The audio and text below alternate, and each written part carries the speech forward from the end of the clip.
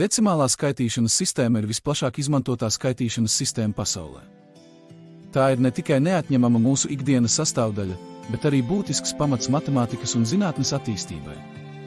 Vēsturiski decimālā sistēma ar ciparu 0 tika izveidota Indijā un vēlāk to pārņēma arābu zinātnieki, kas veicināja tās izplatību Eiropā un citur pasaulē.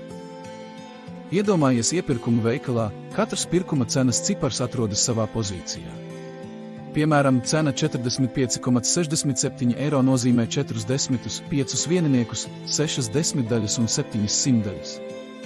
Šī skaitļu pozīcijas nozīme raksturo decimālo skaitīšanas sistēmu, kur katrs cipars ietekmē skaitļa vērtību, pamatojoties uz tā pozīciju un sistēmas bāzi – 10.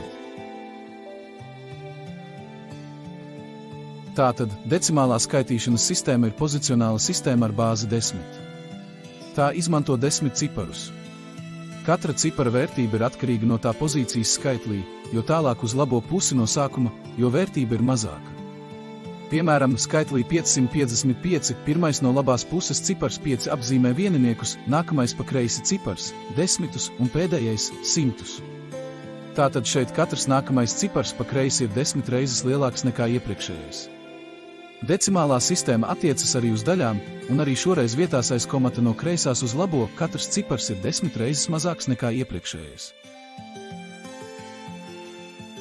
Decimālā sistēma ir viens no ģeniālākajiem cilvēces izgudrojumiem, jo tā ļauj viegli veikt aritmētiskas darbības un saprast skaitļu struktūru.